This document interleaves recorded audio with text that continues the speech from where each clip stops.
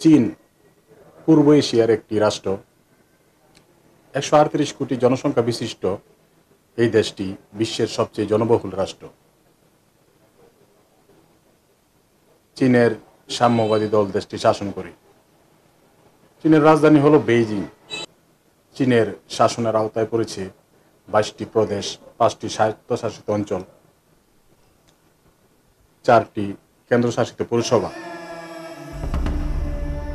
4টি কেন্দ্রশাসিত পৌরসভার নামগুলো হলো বেইজিং, থিয়েনচিন, সাংহাই এবং সুংসি।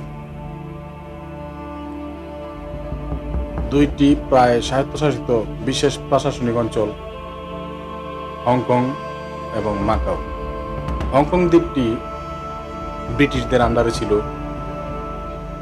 1897 সালে ব্রিটিশরা চীনের কাছ থেকে দ্বীপটি লিজ হিসেবে 99 বছরের লিজ হিসেবে নিয়েছিল এবং সেই শর্ত মোতাবেক ব্রিটিশ উপনিবেশ এখানে গড়ে ওঠে। ব্রিটিশরা গড়ে তোলে এখানে ব্যবসা বাণিজ্য। ব্রিটিশরা এখানে গড়ে তোলে বিশাল ব্যবসা বাণিজ্য এবং হংকংকে একটি আধুনিক রাষ্ট্রে পরিণত করে। লিজের মেয়াদ যখন 1997 সালে শেষ হয়, তখন এক অনাড়ম্বর অনুষ্ঠানের মাধ্যমে ব্রিটিশরা এই হংকংকে আবার চীনের কাছে হস্তান্তর করে। ঠিক একইভাবে মাকাও ছিল পর্তুগিজদের একটি দ্বীপ, অর্থাৎ পর্তুগিজ শাসন ব্যবস্থা চলতো এখানে। পর্তুগিজরা ব্যবসা বাণিজ্যের প্রসার ঘটায় এই মাকাও দ্বীপে। 1999 সালে পর্তুগিজেরও মেয়াদ শেষ হয় চীনের কাছে লিজ নেওয়ার হস্তান্তর, তাই তারাও 1999 সালে তা চীনের কাছে হস্তান্তর করতে বাধ্য হয়। চীনের এই প্রশাসনিক অঞ্চল অর্থাৎ হংকং এবং ম্যাকাও, এই দুটি প্রদেশই অর্থনৈতিকভাবে স্বয়ংসম্পূর্ণ, বিশ্বের মধ্যে ব্যবসায়িক এক জোন হিসেবে পরিচিত। চীন তাইওয়ানের উপরও সার্বভৌমত্ব দাবি করে আসছে।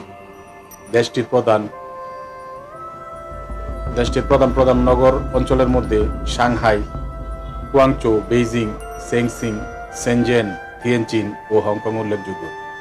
চীন বিশ্বের একটি বৃহৎ শক্তি এবং এশিয়া মহাদেশের একটি প্রধান আঞ্চলিক শক্তি। দেশটিকে ভবিষ্যতে একটি সম্ভাব্য পরাশক্তি হিসেবে চিহ্নিত করা হয়ে থাকে। চীনারা তাদের দেশকে চুংকু নামে ডাকে, যার অর্থ মধ্যদেশ বা মধ্যবর্তী রাজ্য। চীন নামটি বিদেশিদের দেওয়া। এটি সম্ভবত খ্রিস্টপূর্ব 3য় শতকের সিন রাজবংশের নামকরণের বিকৃত রূপ।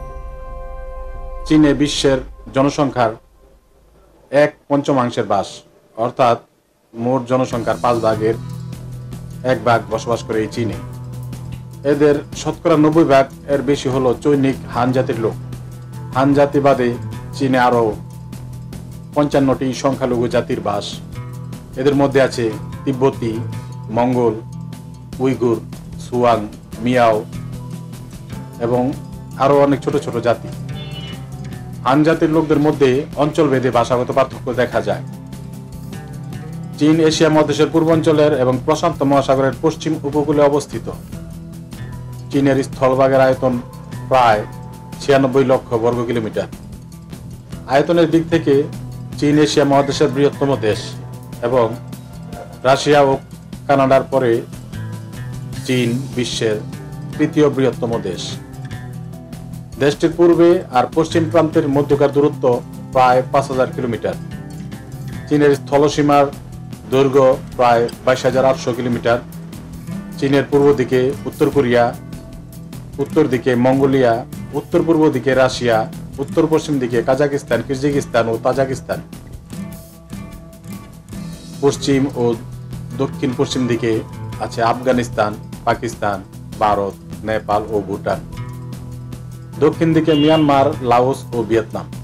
দক্ষিণ পূর্ব দিকে আছে Korea, Japan, Philippines, Brunei, Malaysia ও ইন্দোনেশিয়া। ইন্দোনেশিয়ার সঙ্গে চীনের সমুদ্র সীমানা রয়েছে। প্রাচীনকালে চীন ছিল পূর্ব এশিয়ার আধিপত্য বিস্তারকারী সভ্যতা। এই অঞ্চলের অন্যান্য সভ্যতাগুলি হল জাপানি, কোরীয়, তিব্বতী, ভিয়েতনামীয়। এদের সবাইকে চীন প্রভাবিত করেছিল। তারা চীনের শিল্পকলা, খাদ্য, বস্তু সংস্কৃতি, দর্শন, সরকার ব্যবস্থা, প্রযুক্তি এবং লিখন পদ্ধতি গ্রহণ ও অনুসরণ করত। বহু শতাব্দী ধরে, বিশেষ করে সপ্তম শতাব্দী থেকে 1400 শতাব্দী পর্যন্ত চীন ছিল বিশ্বের সবচেয়ে বড় অগ্রসর সভ্যতা।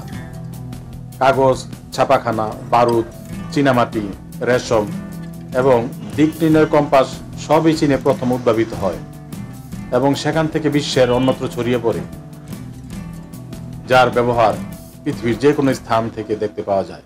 ইউরোপীয় শক্তিগুলি পূর্ব এশিয়ায় আগমন করলে চীনের রাজনৈতিক শক্তি বিপদাপন্ন হয়ে পড়ে। চীনের দক্ষিণ পূর্ব উপকূলের একটি ক্ষুদ্র প্রশাসনিক অঞ্চল মাকাও, এই মাকাও 16 শতক পর্তুগিজ নিয়ন্ত্রণ করে এবং কাছে অবস্থিত হংকং ব্রিটিশ নিয়ন্ত্রণ করে। এই দ্বীপ পরস্পর তারা 1997 সালে ও 1999 সালে চীনের কাছ থেকে লিজ নেওয়া অবস্থায়, লিজের মেয়াদ পূর্ণ হলে তারা অনারবণ অনুষ্ঠানের মাধ্যমে চীনের কাছে হস্তান্তর করে। 1911 সালে চীনা জাতীয়তাবাদীরা শেষ পর্যন্ত এই রাজতন্ত্রের পতন ঘটায়। পরবর্তী বেশ কিছুদিন ধরে একাধিক সামরিক নেতার অন্তর্কন্দলে জাপানি আক্রমণ এবং সাম্যবাদী কুমিনতাংয়ের জাতীয়তাবাদী সরকারের মধ্যকার গৃহযুদ্ধ দেশটাকে ছিন্ন ভিন্ন করে দেয়। এর আগে 1928 সালে জাতীয়তাবাদীরা প্রজাতান্ত্রিক চীন প্রতিষ্ঠা করে। 1949 সালে চীনের কমিউনিটি পার্টি গৃহযুদ্ধে জয়লাভ করে এবং চীনের মূল ভূখণ্ডে গণপ্রজাতন্ত্রী চীন রাষ্ট্র প্রতিষ্ঠা করে। কুমিনতাংয়েরা দ্বীপ প্রদেশ হওয়ায় তাইওয়ানে পালিয়ে যায় এবং সেখানে একটি জাতীয়তাবাদী সরকার গঠন করে। জাতীয়তাবাদী সরকার তাইওয়ান ও পার্শ্ববর্তী কিছু দ্বীপ নিয়ন্ত্রণ করলেও প্রাথমিকভাবে এটি বহির্বিশ্বের সমগ্র চীনের প্রকৃত সরকার হিসেবে স্বীকৃতি লাভ করেছিল। তবে বর্তমান বেশিরভাগ দেশ মূল ভূখণ্ডের গণপ্রজাতন্ত্রী চীন সরকারকেই চীনের প্রকৃত সরকার হিসেবে গণ্য করে। 1949 সালে ক্ষমতায় আসার পর চীনের কমিউনিস্ট সরকার কৃষি ও শিল্প ব্যবস্থাকে রাষ্ট্রীয় পরিকল্পনার অধীনে নিয়ে আসে। 1970 দশকের শেষ থেকে সরকার অবশ্য অর্থনৈতিক সংস্কার সাধন করে যাতে বৈদেশিক বিনিয়োগ বৃদ্ধি পায়। 1980 ও 1990 এর দশক আরও সংস্কারের ফলে চীনা অর্থনীতি 1980 থেকে 1995 সাল পর্যন্ত শতকরা 10% হারে বৃদ্ধি পায়।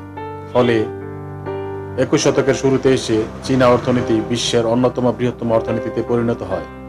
1997 সালে চীন ব্রিটেনের কাছ থেকে হংকংয়ের নিয়ন্ত্রণ ফিরে পায়, তবে অঞ্চলটি উল্লেখযোগ্য পরিমাণ স্বায়ত্তশাসন বজায় রেখেছে।